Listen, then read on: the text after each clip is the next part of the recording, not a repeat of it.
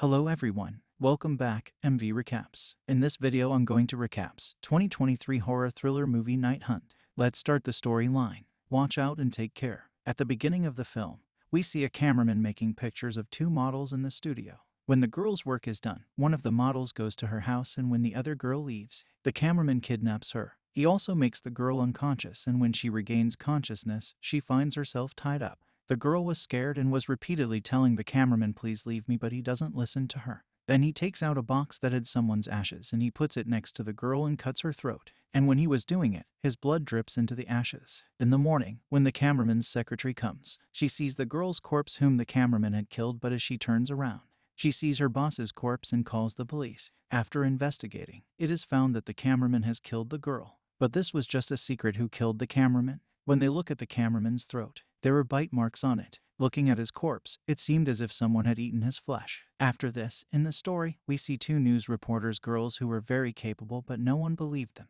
When they both go to their office, their boss tells them to find out about this case. How did the cameraman die? Who killed him so mercilessly? Now, they meet a lab girl and feed her at the hotel. Furthermore, get some information about this case. The young lady lets the journalists know that the cameraman killed the young lady. We got a few candles from his home, and taking a gander at them, maybe there was some custom or wizardry there. Furthermore, there was somebody's teeth blemish on the cameraman's neck as though somebody had eaten his throat. When they both hear this, they become worried and start thinking, who could be such a cannibal? Who is eating humans in such a scary way? After this, we see a girl named Sandra who was doing yoga and going toward her car. As she starts sitting in her car, some people come and were about to leave while stealing it. But when they were running away after stealing her car, there was someone in Sandra's car who beats them badly and then kill them. Sandra gets scared to see this, and then she sees someone behind her car, but when people gather there, the man who was standing behind her car goes away from there. Sandra was now thinking, who could be such a powerful person who killed so many people alone?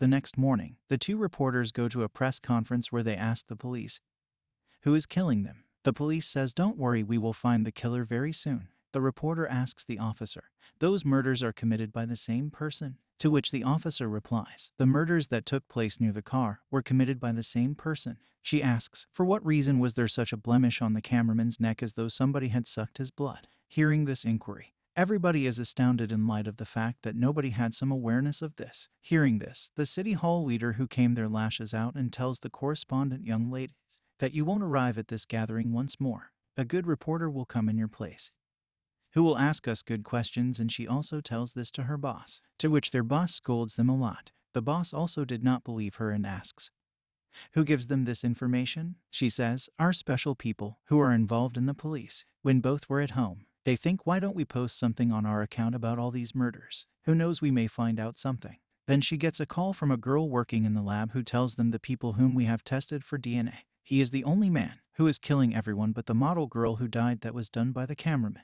Now they both go to the cameraman's office to find out all this, where the first murder took place. When they go there, they find a box there. It was the same that we saw in the hands of the cameraman at the beginning of the story, but now there was no ash in that box. After investigating, they also get the magical item. After seeing this, they come to know that someone must have done some magic here. After seeing the things, they think that the cameraman must be a member of a cult or a group who has done enchantment here and restores somebody, and he is a similar individual who resuscitated and is killing everybody individually. Presently, when the two of them came to be aware, yet they feel that with next to no proof, nobody will trust them. That's why they both decide that they will collect the evidence first. On the other hand, Sandra, who was in the hospital after that incident, and her brother also comes there. Sandra's brother asks the police officer, is there any danger here? According to the official, just relax, your sister is protected here. Then when he meets his sister, Sandra tells him, that evening I saw a man who was exceptionally perilous, and I feel that he will likewise not leave me and will kill me. Sandra was saying this meanwhile. That man comes there who had come to kill Sandra. Sandra's brother gives her a cross locket. He says, wears it and have faith in God, nothing will happen to you. But he had now come inside and was beating a guard. Seeing this, a police officer fires a bullet at him, and hearing the sound of the bullet, more police officers came there. But that man had killed that officer and started sucking his blood. After that, he goes to Sandra to kill her, but when he sees the cross locket in her neck, he gets scared and starts running. The officer also came there, who saves Sandra and sends her home, and here we come to know that man was not an ordinary man, but was a Dracula who only came out at night. And how did he come here? How did he come? We will come to know in the story. After this, we see a girl going home from her work. When she sits in the car, Dracula comes from behind and grabs her neck. He kills her and starts drinking her blood. The next morning, both reporters are called by their boss. I have started a new show today, in which individuals will give us their perspective. Who is the executioner? What's more, they begin receiving a great deal of messages on this case, in which individuals explain to them their own considerations for what reason did this occur. Furthermore, what was the mysterious behind it? The two columnist young ladies pick the names of certain individuals and attempt to converse with them as well. On the other hand, Sandra's brother also brought her home. He tells her that there are cameras here and you don't worry. Your life will not be in danger. Then Sandra watches the reporter's video in which she was saying that if anyone knows anything about this case, then please tell us. Sandra tells her brother that I also want to talk to them. There, a lady talks to both the reporter girls in the office. She says that I read your news in which you referenced a cameraman. I addressed that man a year prior, since I had composed a book on Dracula around then. In that book, there was a mention of a man who was very dangerous. He wanted to revive him and he want my help in all this. But I didn't tell him about this because if I had done this and it helped him, a dangerous Dracula would have come to our world. At that time, another girl is included in their video who says, yes, I also know about that man who becomes Dracula and kills people. A few years ago, I also faced it. He killed my friend in front of my eyes, but I killed him and brought his dead body to the sun. Because of this, he transformed into cinders and I shut his remains in a case yet a couple of days after the fact.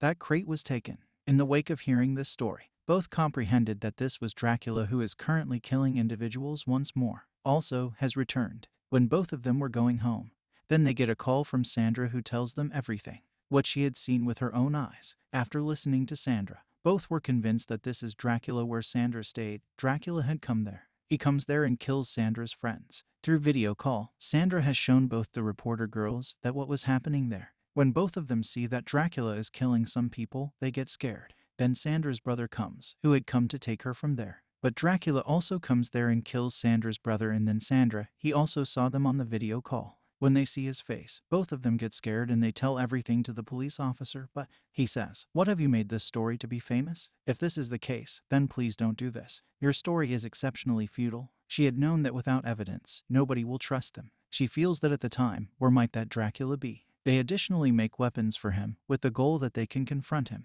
At some point, they get a call from a man who needed to help them. He currently calls the two of them to his office. She asks, why did he call them here? That man says that we have a dealer company. We make and sell houses. He says that one day a man came to me who told me that I want a house that is completely deserted and in a very deserted place. No one should visit that place. I had given him that house. Hearing this, she says, why are you telling us all this? That man says, maybe the Dracula you are looking for is there, and he also gives the keys to both of them. The two of them currently choose to go there. When they go there, that building was truly abandoned.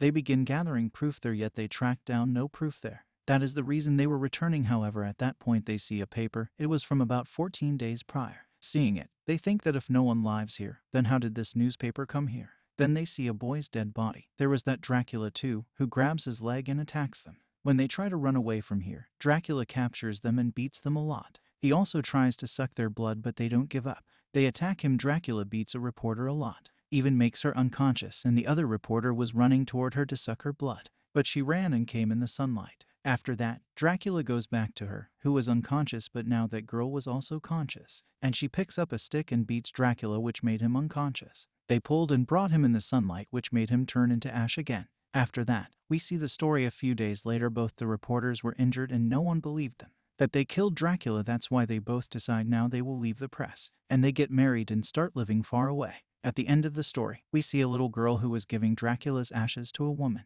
We see that her nails were big, as if she is also Dracula, as if the cameraman had put the girl's blood in the ashes and revived her, but Dracula ended him as he came out. Then both the reporters killed Dracula with their bravery, but as long as Dracula's ashes will be in this world, then someone will put the girl's blood in it and revive him for his own benefit, and Dracula will return to destroy the world once more.